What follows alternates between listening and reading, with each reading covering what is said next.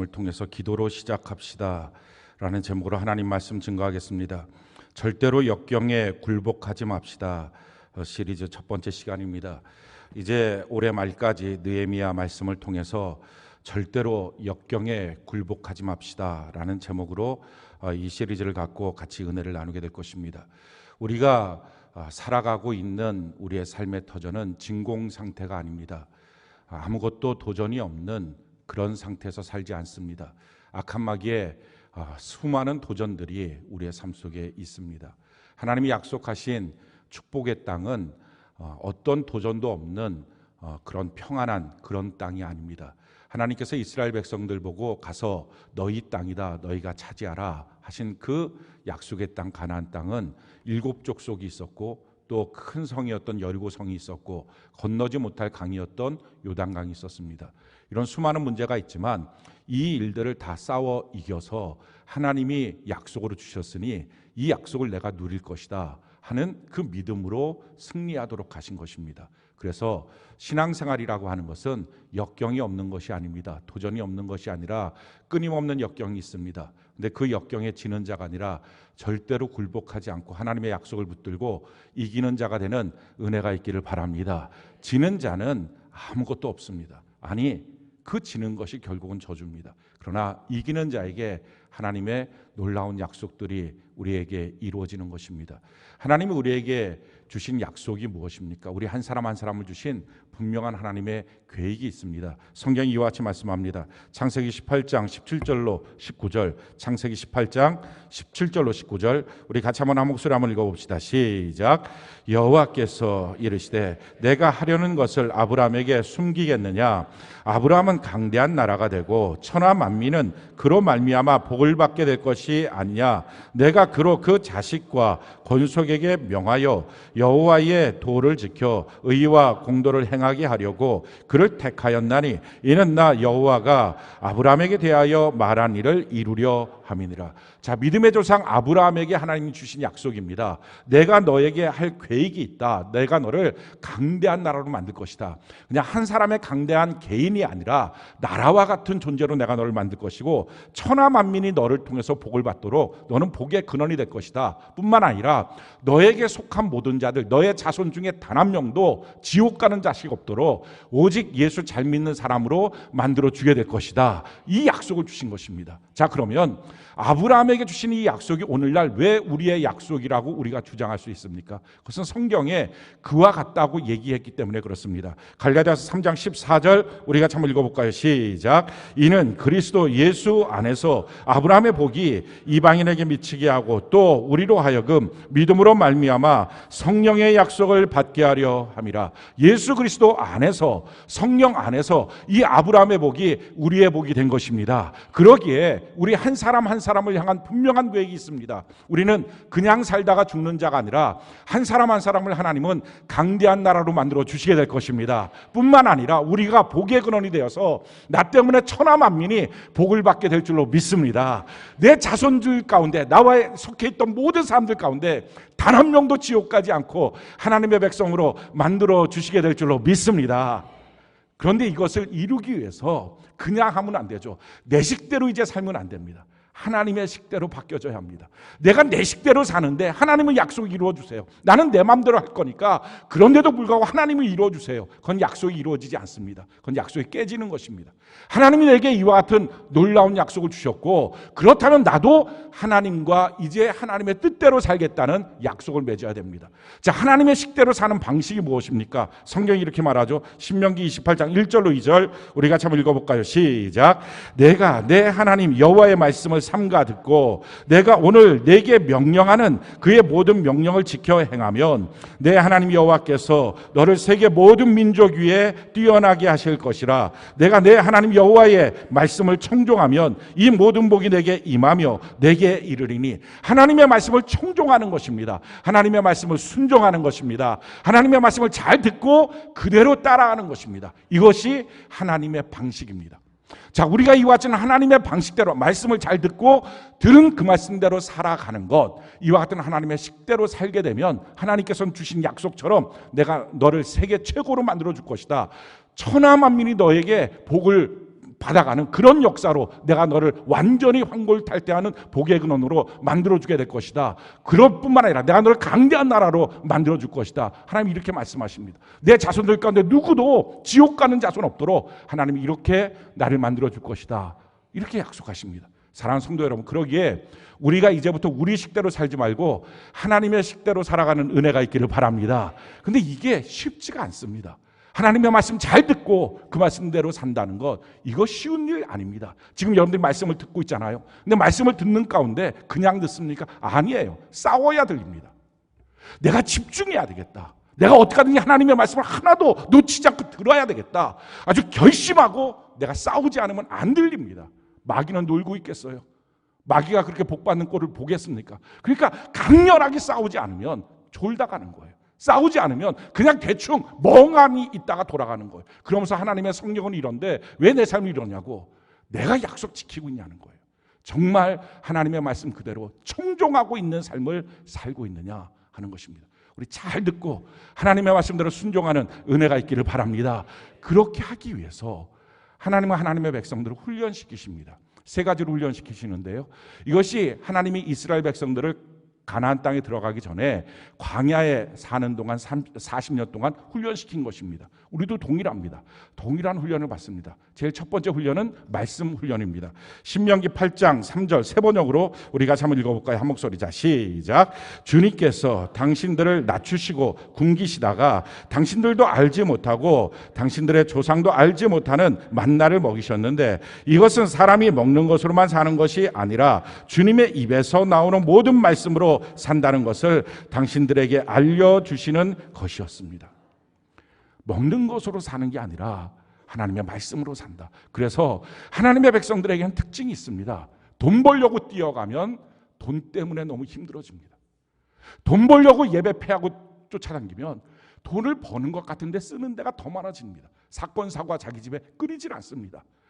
그런데 하나님의 말씀을 붙잡고 적은 돈이라도 주님 주셨으니 내가 이것으로 살겠습니다 하면 모자람이 없습니다. 이걸 통해서 배우는 거예요. 아, 돈으로 사는 것, 먹는 걸로 사는 게 아니라 하나님의 말씀으로 산다.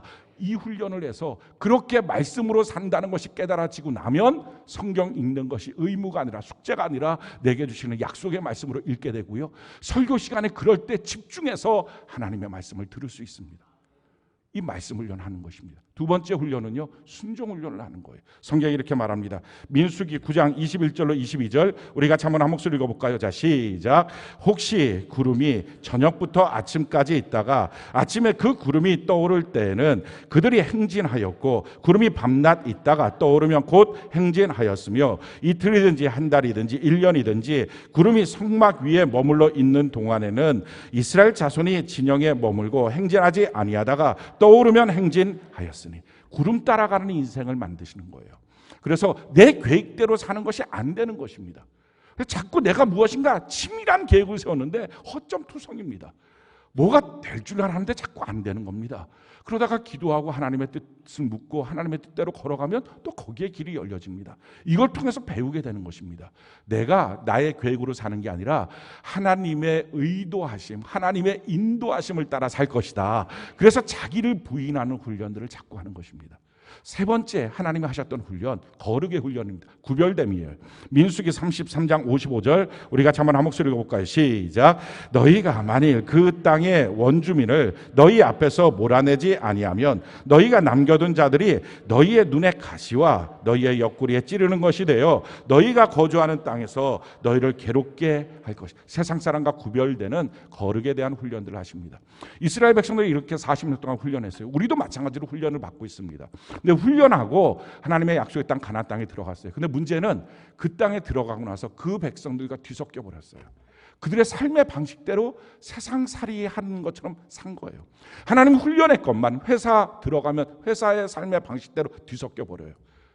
사업하면 사업한다는 이유 때문에 뒤섞여 버려요. 결혼하면 결혼한다는 이유로, 자녀 낳으면 자녀 낳은 이유로 무엇을 하든지 간에 세상살이와 뒤섞여 버리는 거예요. 세상 사람과 똑같이 사는 거예요. 근데 거기서 멈추는 게 아니라 더 나가서 이러면 어떡하겠냐, 정신 차리고 예배 드려야 되지 않겠느냐, 하나님의 말씀대로 살아야 될 것이 아니냐라고 말하는 주의 종들, 선지자들을 향해서 너무 싫은 거예요. 분노가 나오는 거예요. 화가 나는 거예요. 그래서 그를 죽이고 싶은 거예요. 이런 마음들이 이스라엘 백성들에게 팽배했어요. 그랬더니 말씀을 듣고 이들이 회복이 안 되니까 하나님이 하신 방법이 징계하는 거였어요.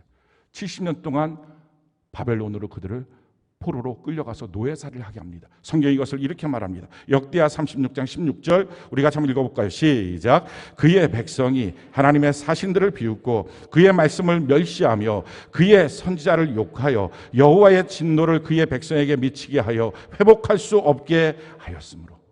아니 일주일 동안에 뭔가 타락하고 방탕했어도 주일날 예배를 드리면 정신 차리고 회복이 돼야 되잖아요. 말씀 들으면 다시 회복이 돼야 되잖아요. 근데 한 주가 지나도 두 주가 지나도 세 주가 지나도 한 달 두 달이 지나도 회복이 안 되면 하나님의 사랑의 방법은요, 그를 징계하는 것입니다. 그래서 말씀이 안 들리는 그에게 삶을 통해서 이게 너무 고통스럽구나, 이걸 깨닫게 하는 것입니다. 그래서 삶을 통해서 징계하시는 거예요. 근데 너무 놀라운 하나님의 사랑은요, 끝이 없어요. 이렇게 삶을 통하여 징계할 때에 그냥 넌 이제 끝이야, 내가 널 이제 안 봐, 그게 아니고요, 그걸 잠깐 동안 하시는 거예요. 그리고 다시 회복하여서 돌아오게 하시는 거예요. 그러니까 징계하실 때도 하나님의 사랑은 여전히 있습니다. 성경이 우리에게 이렇게 말합니다. 예레미야 29장 10절 우리 같이 한번 읽어볼까요? 시작. 여호와께서 이와 같이 말씀하시니라. 바벨론에서 70년이 차면 내가 너희를 돌보고 나의 선한 말을 너희에게 성취하여 너희를 이곳으로 돌아오게 하리라. 그래요. 영원한 징계가 아니에요. 잠깐 동안 징계하고 다시 정신 차리면 돌아오도록 만들어줄 것이다 하는 것입니다. 우리의 삶도 마찬가지입니다. 우리의 삶 속에 하나님의 징계가 왔거든 그 징계는 영원한 징계가 아닙니다. 우리의 삶 속에 고통과 고난이 밀려오면 성경은 것을 잠깐 있는 거라 그럽니다. 우리를 철들게 하려고, 정신 차리게 하려고.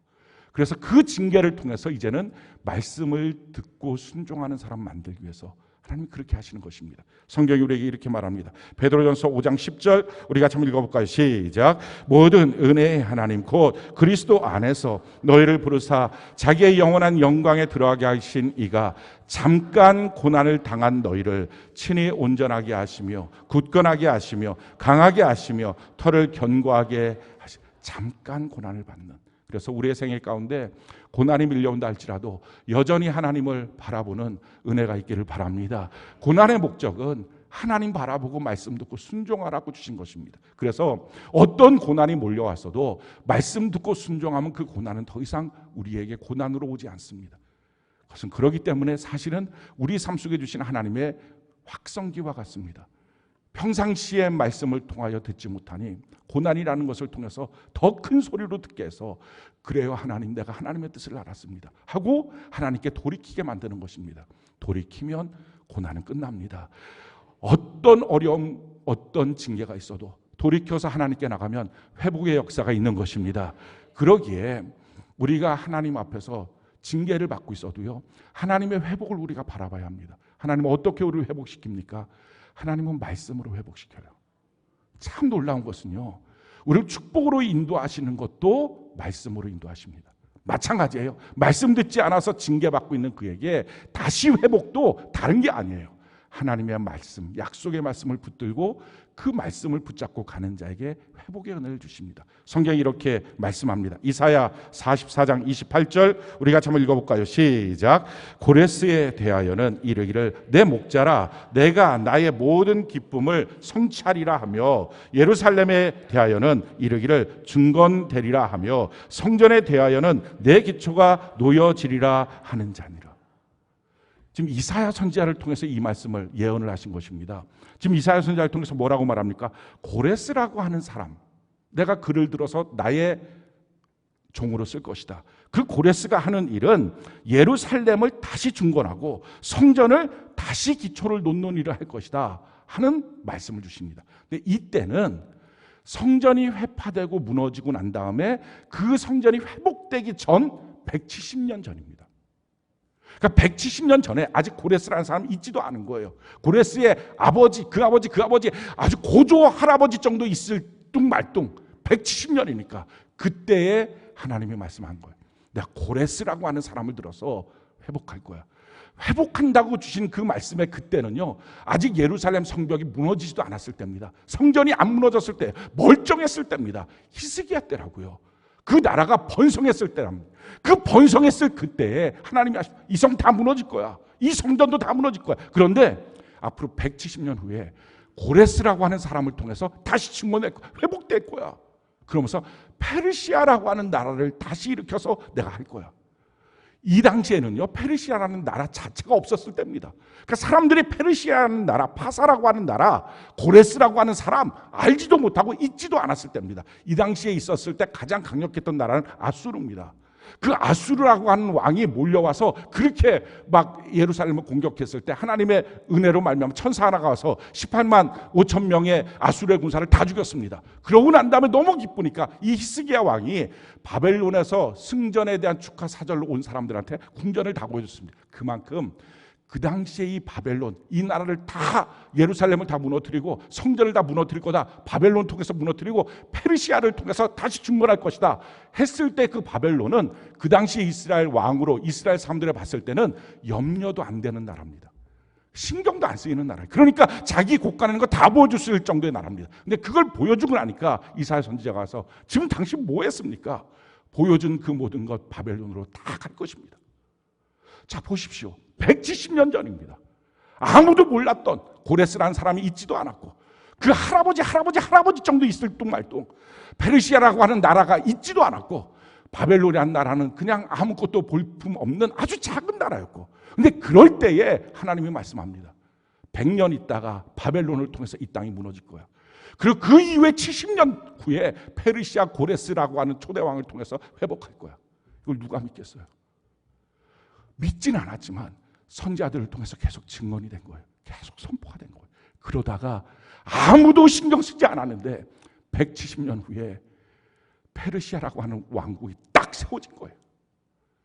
그리고 초대왕이라고 하는 그 고레스 듣지도 못했던 그 왕이 딱 세워진 거예요. 자, 그 순간에 하나님의 말씀을 알고 있었던 그 사람들은요, 머리부터 발끝까지 소름이 쫙 끼쳤을 거예요.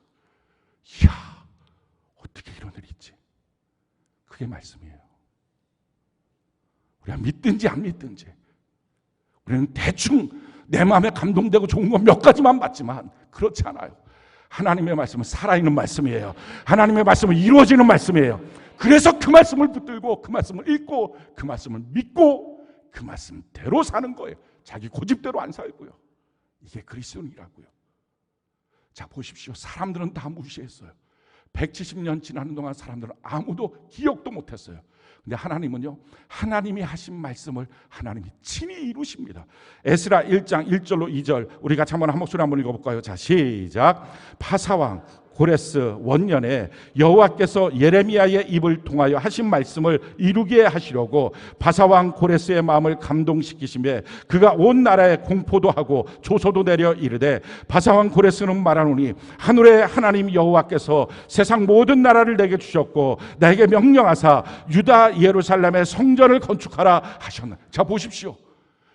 바사왕 이 고레스라고 하는 사람한테 이스라엘 사람들 누가 가서 우리 성전 좀 건축하게 해주세요. 한 명도 말한 사람이 없어요. 이미 170년 지난 일이라서 다 자포자기입니다. 그런데 하나님이 말씀하신 그대로 하나님이 이루시기 위해서 고레스의 마음을 하나님이 감동시켜서 이가 느닷없이 조서를 내립니다. 예루살렘으로 돌아가서 이스라엘 백성들은 가서 성전을 지어라. 이게 하나님의 말씀이에요. 우리가 그 동일한 하나님의 말씀을 지금 이 시간에 듣는 것입니다. 그러니 이와 같은 하나님의 말씀을 무시하고 멸시하는 자에게 어찌 하나님이 그의 인생을 인도할 수 있겠어요? 하나님의 말씀을 우리가 경외하고 들을 때, 그 말씀을 경청하고 순종할 때 하나님의 약속 그대로 우리에게 누가 뭐라 그래도 이루어지는 역사가 있게 될 줄로 믿습니다. 그와 같은 하나님의 말씀이 성취되려면 그것을 성취하는 사람이 필요합니다. 누가 과연 이와 같은 하나님의 말씀을 이루어갈까요? 지금 다 무너지고 깨어진 이 이스라엘 땅에서 170년 만에 고레스를 통해서 성취되고 이루어졌던 그 놀라운 역사들이 다시 이루어져야 될 때 누구를 통해서 과연 이런 일들이 이루어질까요? 우리 가정이 무너졌다면 무너진 가정 누가 일으킬 수 있습니까? 하나님이 지금 쓸 사람이 누굽니까? 교회 안에서 쓸 사람이 누굽니까? 우리의 공동체 안에서 쓸 사람이 누굽니까? 목사, 장로, 집사, 권사, 그거 아니라는 거예요. 직분직책, 짐처럼 붙잡고만 있으면 뭐합니까? 쓰임받을 사람 돼야 되죠. 누가 쓰임받을 것인가? 오늘 성경은요, 하나님이 쓸 수 있는 사람에 대해서 이렇게 말씀합니다. 우리 1장 1절 우리 같이 한번 읽어볼까요? 느헤미야 1장 1절 같이 한 목소리 시작. 하가라의 아들 느헤미야의 말이야. 자, 거기까지요. 하가라의 아들 느헤미야를 통해서 회복이 이루어집니다. 우리의 무너진 가정이, 우리의 삶의 터전이 다시 회복되기 위해서 누구를 쓰시는가? 하가라의 아들 느헤미야라는 사람을 쓰신다는 거예요. 성경에 나와 있는 이 임명, 지명은요 100% 그런 건 아니지만 우리에게 주시는 놀라운 영적인 의미들이 있습니다. 예를 들어서 아브라함과 야곱이 가나안 땅에 들어갔을 때 거기서 하나님을 향해서 제단을 쌓습니다. 근데 모든 땅에서 제단을 쌓았던 게 아니에요. 딱 세 군데에서만 제단을 쌓았어요. 모레, 세겜 모레라고 하는 지역, 또 베델 아이라고 하는 지역, 그리고 헤브론 마므레라는 지역입니다. 세겜 모레, 베델 아이, 또 헤브론 모레, 헤브론 마므레라고 하는 것은 뭐 파주시 교화읍 뭐 이런 의미입니다. 그러니까 세겜이 더 큰 동네고 그 안에 모레라고 하는 그 지역, 작은 동네를 말하는 거죠. 거기서 제단을 쌓았어요. 다른 데서 제단을 쌓지 않았어요. 아브라함도 그렇게 했고요, 야곱도 그렇게 했습니다. 그것은 영적인 의미가 있는 거예요. 지명이나 임명은 의미가 있어요. 아브라함을 아브라함으로 바꿔준 거, 사라를 사라로 바꿔주신 거, 이게 영적인 의미가 있는 거랑 마찬가지입니다. 이 세겜이라고 하는 말의 뜻은 어깨라는 뜻입니다. 이 어깨라고 하는 뜻은 능력을 말합니다. 사람에게 있어서 가장 무거운 짐을 짊어질 때 어깨에 올려놓고 칩니다. 그러니까 사람에게 있어서 가장 능력 있는 곳이 이 어깨라는 거죠. 그게 어깨 능력이죠. 모래라고 하는 뜻은요, 가르침, 교훈이에요. 그러니까 신앙생활 맨 처음에 뭐랍니까? 하나님의 말씀이 내게 능력입니다. 하나님의 말씀이 꿀송이처럼 답니다. 하나님의 말씀으로 내 마음이 막 불붙습니다. 이게 첫 번째 단계예요. 근데 그 단계에만 머물러 있으면 안 됩니다. 오늘 많은 성도들이 그냥 하나님의 말씀 좋다고, 하나님의 말씀 좋은 말씀 따라다니고, 이 말씀 듣고 은혜 받고 저 말씀 듣고 은혜 받았다고. 근데 거기에 머물면 안 되는 거예요. 두 번째 단계로 반드시 가야 합니다. 그게 베델 아이예요. 이 베델이라는 말의 뜻은 하나님의 집, 교회를 말합니다. 근데 이 하나님의 집을 바라보려면 아이를 등져야 됩니다. 이 아이가 돌무더기라는 뜻입니다. 나라고 하는 사람을 돌무더기처럼 여겨서 자기를 부인하고 하나님의 집을 바라보기 시작할 때 신앙이 성숙하고 무르익습니다. 그럴 때 교만함이 깨지고 제대로 된 신앙으로 자라납니다. 그 사이에 있어서 하나님이 훈련한 두 가지 제목을 주죠. 한 가지는 기근입니다.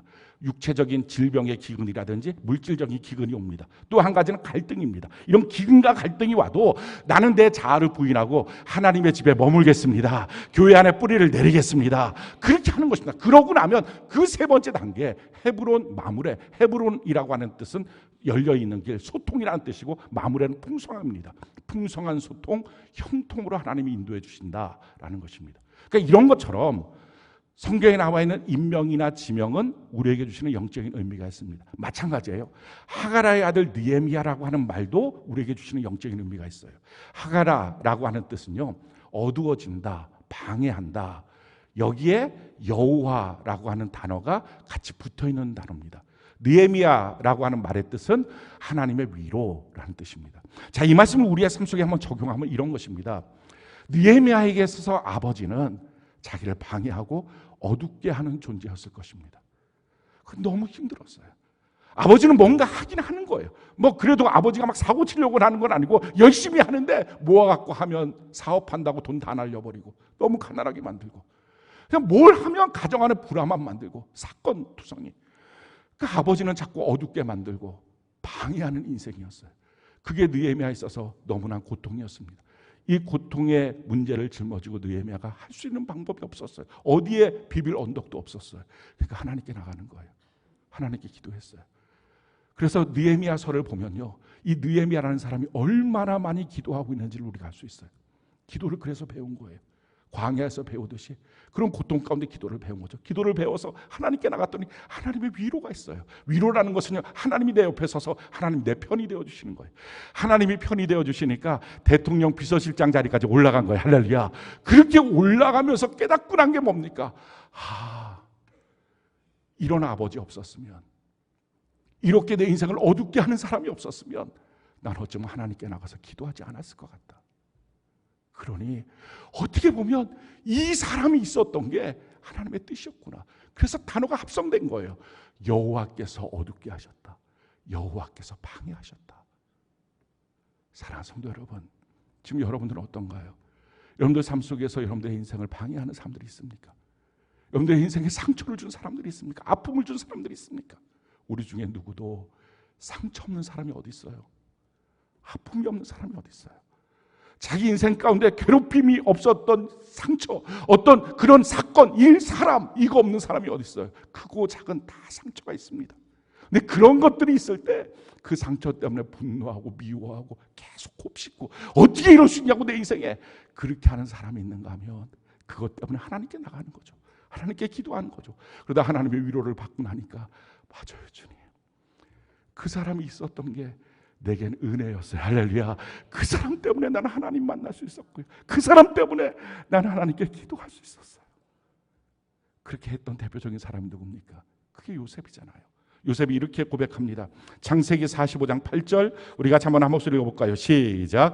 그런즉 나를 이리로 보낸 이는 당신들이 아니요 하나님이시라. 하나님이 나를 바로에게 아버지로 삼으시고 그 온 집의 주로 삼으시며 애굽 온 땅의 통치자로 삼으셨나이다. 형들이 나를 팔아먹은 게 아닙니다. 이 사건이 마음속에 얼마나 큰 상처였어요. 성경에 보니까 애걸복걸했다 그럽니다. 나를 팔지 마세요 형님. 나 저기 어떻게 끌려갑니까? 어떻게 노예됩니까? 제발 잘못했으니 한 번만 봐주세요. 손이 발이 되도록 빌었습니다. 그런데 우악스럽게 형들이 그를 은 30냥에 팔아버립니다. 그 깊은 상처, 어떻게 이럴 수 있어? 아무리 배가 달라도 할아버지인데 이 깊은 상처. 근데 이 깊은 상처에 자기의 마음을 들여다봤어요. 그리고 이 마음을 갖고 하나님께 나갔어요. 하나님, 나는 해결이 안 돼요. 이 마음의 아픔이, 이 고통이 해결이 안 돼요. 근데 하나님께서 성령으로 말미암아 그 마음을 만져주시고 보여주시는 거예요. 그거 그들이 판 게 아니라 내가 그들의 마음을 작동해서 너를 여기로 보낸 거야. 너에겐 사명이 있어. 깨달아지는 거예요. 그래서 자기가 그 애굽에서 가장 높은 주가 되었을 때, 가장 높은 주권자가 되었을 때 그 힘을 갖고 원수 갚는 데 쓰는 게 아니라 이것이 내게 주신 사명입니다. 이들을 살리겠습니다. 그렇게 바뀌어지는 거예요. 사랑하는 성도 여러분, 여러분들의 가정의 회복을 누구를 통해서 이루십니까? 수많은 상처를 받았는데 이제는 그 상처를 보는 눈이 바뀌어진 사람이에요. 해석이 된 사람, 아픔이 해석이 된 사람, 이것 때문에 나는 하나님을 알고 하나님을 만났다고 말하는 사람, 여전히 해석이 안 돼서 이것이 자기 마음속의 상처와 쓴뿌리로 있는 그 사람, 그래서 어느 날 뭐가 건드려 오던 툭툭 터져 나오는 그 사람을 하나님이 어떻게 쓰시겠습니까? 그를 통해서 하나님이 어떻게 회복시키겠습니까? 이 마음이 성령으로 녹아진 사람, 이게 쉽지가 않아요.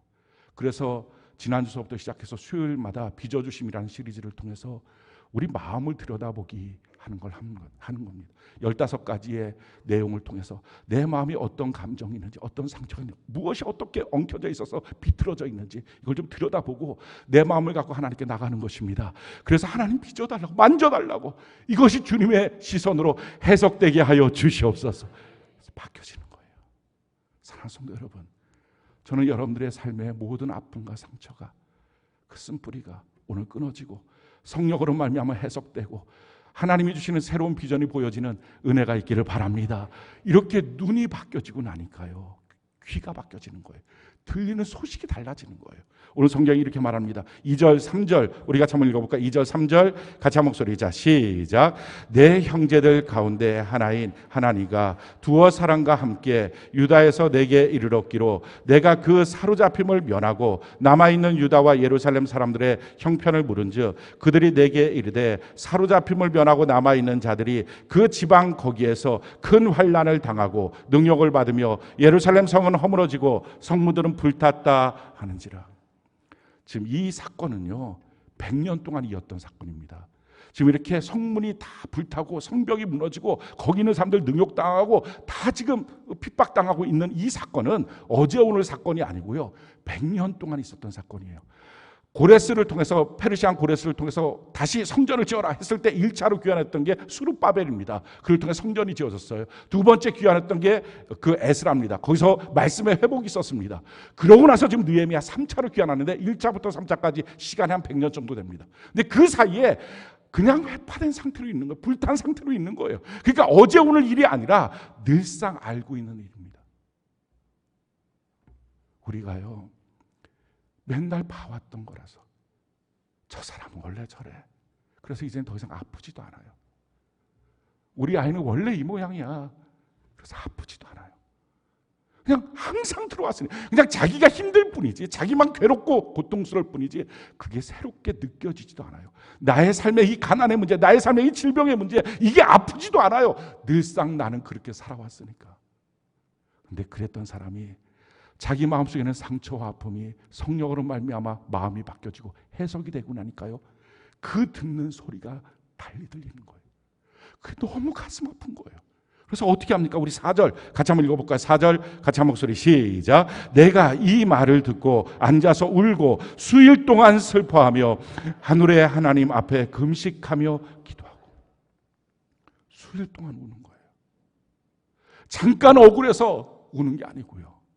사랑하는 성도 여러분, 오늘 많은 그리스도인들이 마음속에 얼마나 분노가 있는지, 미움이 있는지, 상처가 있는지, 그 상처가 쓴뿌리가 되어서 자기 배우자를 볼 때도 그렇고, 자녀를 볼 때도 그렇고, 자기에게 주는 환경과 조건을 볼 때도 그렇고, 이게 너무 아픈 거예요. 그 아프다 보니까 그냥 막 그걸 누르고 살려고 하니까 독밖에 안 올라왔어요. 눈물이 없어졌어요. 그 소식이 슬프지가 않아요. 또 그렇구나, 또 그렇구나. 독만 생길 뿐이지 슬프지가 않아요. 근데 성령으로 내 마음이 만져지고 하나님이 주시는 비전이 보여지고 나니까 그 사건들이 너무 가슴 아픈 거예요. 며칠 동안 울도록 가슴 아픈 거예요. 전 여러분들이 독만 남아있고 악만 남아있는 마음이라면, 그래서 너무 거칠어져 있다면 성령 안에서 재해석되고 다시 들려져서 이제는 그 사건이 그냥 남의 사건처럼 어쩔 수 없는 운명처럼 보이는 게 아니라 하나님 앞에 가슴 아파지는 눈물의 사건이 되어서 하나님이 주시는 눈물이 흘러나오는 은혜가 넘치길 바랍니다. 이 눈물이 흘러나온다는 것은 너무 귀한 은혜예요. J.K. 롤링이라고 하는 사람이 있어요. 이 사람이 쓴 책이 우리가 잘 아는 해리포터 이야기입니다. 이 사람은요, 폭력 남편을 만났어요. 남편이 맨날 자기를 두들겨 패는 거예요. 그러다가 이혼을 시켰어요. 그래서 살 길이 없어서 아주 어린 딸을 데리고 런던으로 이사를 갔습니다. 하루에 15,000원 주는 국가의 보조를 받아서 그거 갖고 사는데 어느 날 우유값이 없는 거예요. 그 딸은 못 채고. 근데 늘상 그래왔으니까 이렇게 두들겨 맞고 이혼당하고 가난하고 이 고통 때문에 살았던 게 하루 이틀이 아니니까 웬만한 고통이나 이런 문제들에 대해서는 이제 독밖에 안 남은 거예요. 그러니까 그럴수록 이를 악물고 더 열심히 살아야지, 가서 돈 벌어야지, 이런 생각밖에 없었던 거예요. 근데 이상하게 그날 그 사건 앞에 그냥 가슴에서 눈물이 팍 터진 거예요. 눈에서 눈물이 난 게 아니라 가슴에서 눈물이 난 거예요. 하나님, 날 이렇게 살라고 창조하지 않았잖아요. 근데 왜 내 삶은 이렇습니까? 펑펑 운 거예요. 한참 울고 난 다음에 하나님이 자기 마음을 진정시키고 난 다음에 이렇게 살 수는 없다. 인생의 궤도를 바꾸자. 그래서 내가 가장 잘하는 게 뭐지? 글 쓰는 거지. 내가 나의 딸한테 재우려고 할 때마다 이렇게 얘기해줬던, 그냥 머릿속에 들었던 어떤 신비한 얘기들, 이런 거 글을 쓰자. 글을 쓴 거예요. 그게 해리포터 1권이에요. 글을 썼어요. 그리고 출판사를 찾아갔어요. 근데 아무도 받아주질 않아요. 무명이고 뭐 전에 있었던 뭐 글도 없었고, 이 사람은 누가 받아줍니까? 출판 안 하겠다고. 14군데를 찾아갔어요. 마지막 14번째 작은 출판사에서 알겠다고. 그거 출판하자고. 출판했어요. 지금은 하루에 10억씩을 벌어요. 근데 그 여인이 하는 말이에요. 그날 느닷없이 쏟아진 나의 눈물이 내 인생의 궤도를 바꿨습니다. 여러분, 어쩌면 이미 너무 상처가 깊어져서 눈물도 안 나오는 사람들이 있을 거예요. 미움은 있고 분노는 있고 낙심은 있고 좌절은 있어도 더 이상 울고 싶지도 않는 마음들이 있을지 몰라요.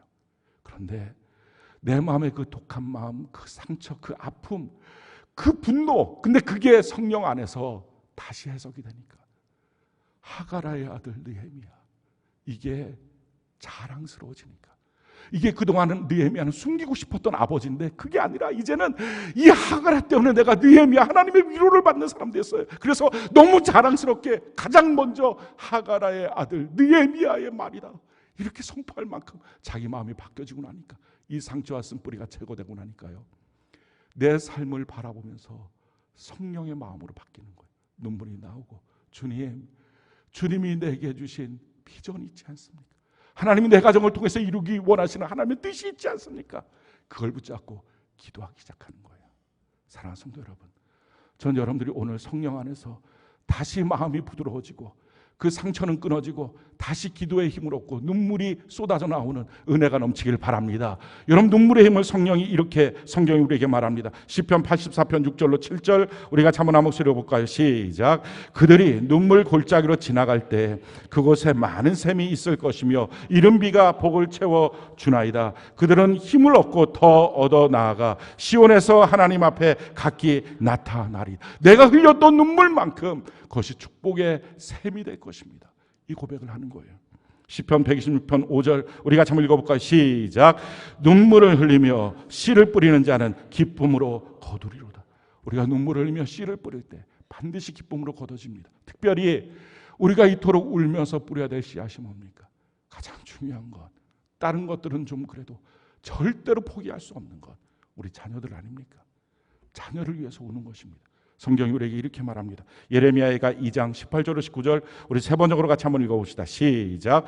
도성 시온의 성벽아 큰 소리로 주님께 부르짖어라. 밤낮으로 눈물을 강물처럼 흘려라. 쉬지 말고 울부짖어라. 내 눈에서 눈물이 그치지 하지 말아라. 온 밤 내내 시간을 알릴 때마다 일어나 부르짖어라. 물을 쏟아놓듯 주님 앞에 내 마음을 쏟아놓아라.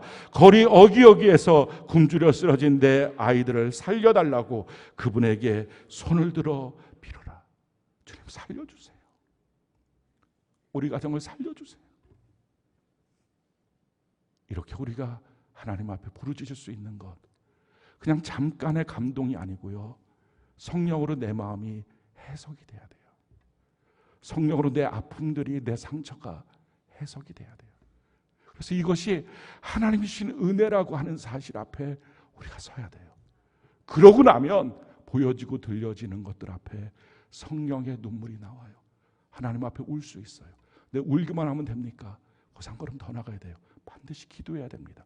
성경이 우리에게 이렇게 말씀하고 있어요. 5절부터 11절까지 우리 같이 한번 한 목소리 한번 읽어봅시다. 느헤미야 1장 5절부터 11절까지 우리 같이 한번 한 목소리 읽어봅시다. 시작. 이르되 하늘의 하나님 여호와 크고 두려우신 아버지여, 주를 사랑하고 주의 계명을 지키는 자에게 언약을 지키시며 궁유를 베푸시는 주여 간구하나이다. 이제 종이 주의 종들인 이스라엘 자손을 위하여 주야로 기도하오며 우리 이스라엘 자손이 주께 범죄한 죄를 자백하오니 주는 귀를 기울이시며 눈을 여시사 종의 기도를 들으시옵소서. 나와 내 아버지의 집이 범죄하여 주를 향하여 크게 악을 행하여 주께서 주의 종 모세에게 명령하신 계명과 율례와 규례를 지키지 아니하였나이다. 옛적에 주께서 주의 종 모세에게 명령하여 이르시되 만일 너희가 범죄하면 내가 너희를 여러 나라 가운데 흩을 것이요 만일 내게로 돌아와 내 계명을 지켜 행하면 너희 쫓긴 자가 하늘 끝에 있을지라도 내가 거기서부터 그들을 모아 내 이름을 두려고 택한 곳에 돌아오게 하리라 하신 말씀을 이제 청하건대 기억하옵소서. 이들은 주께서 일찍이 큰 권능과 강한 손으로 구속하신 주의 종들이요 주의 백성이니이다. 주여 구하오니 귀를 기울이사 종의 기도와 주의 이름을 경외하기를 기뻐하는 종들의 기도를 들으시고 오늘 종이 형통하여 이 사람 앞에서 은혜를 잊게 하옵소서 하였나니 그때 내가 왕의 술관원이 되었느니라. 자, 느헤미야가 이 눈물 가운데 눈물로 끝나는 게 아니라 하나님께 나가서 기도합니다. 제일 처음에 기도했던 내용이 뭐예요?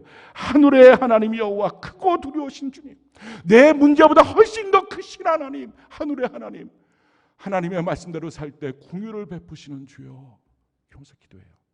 그의 기도는 뭡니까? 제일 처음에 하나님께 나가서 회개하는 기도입니다. 우리 7절 다시 한번 읽어볼까요? 시작.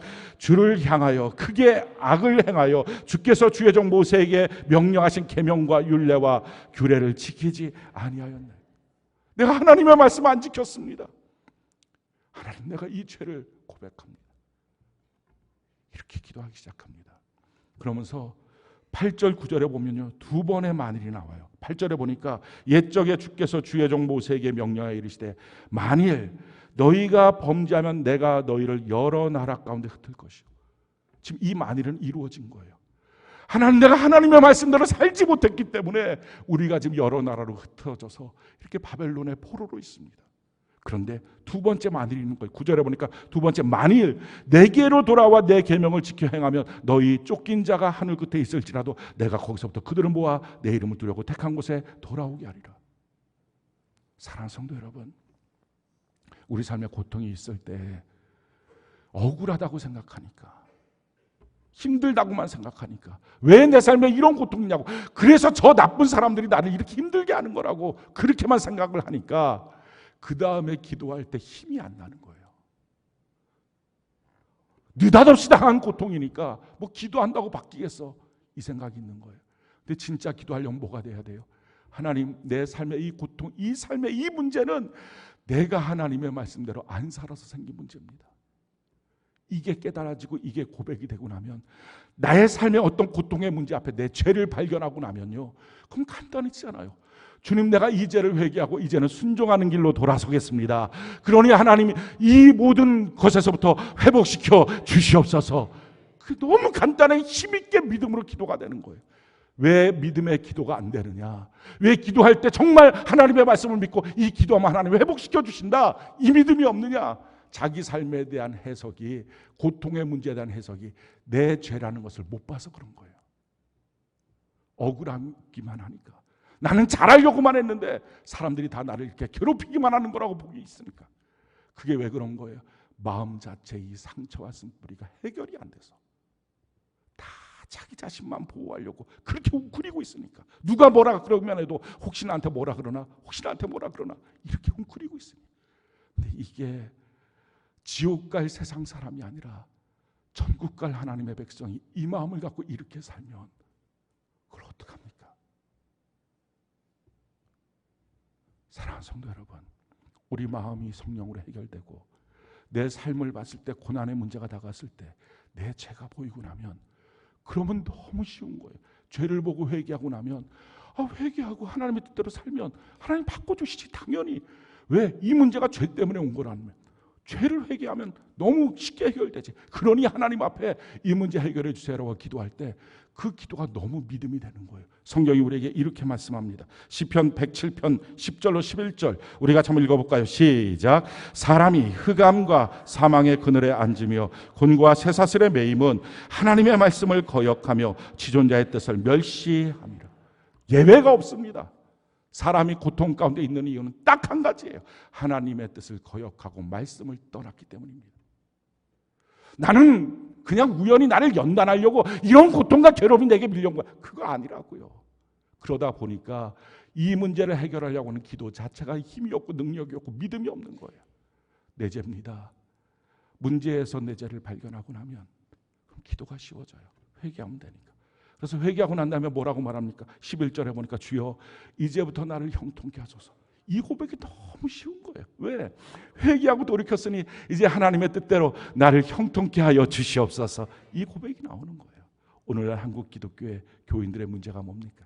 마음은 풀어지지 않고 그 독한 마음 그대로 품고 있고, 삶에 다가오는 사건과 일들 앞에서는 억울함만 쌓이고 분노만 쌓이고, 그러다가 기도해야 된다고 생각하니까 눈물은 나는데 억울함의 눈물만 나오고, 기도해도 들어줄까 믿음이 별로 없어지고, 하나님 내 인생을 이제 기도해서는 형통케 하옵소서 이렇게 자신 있게 말도 못하고, 그러니 교회에 나와서 종교적인 의식은 해도 살아계신 하나님의 역사를 경험하지 못하는 것입니다.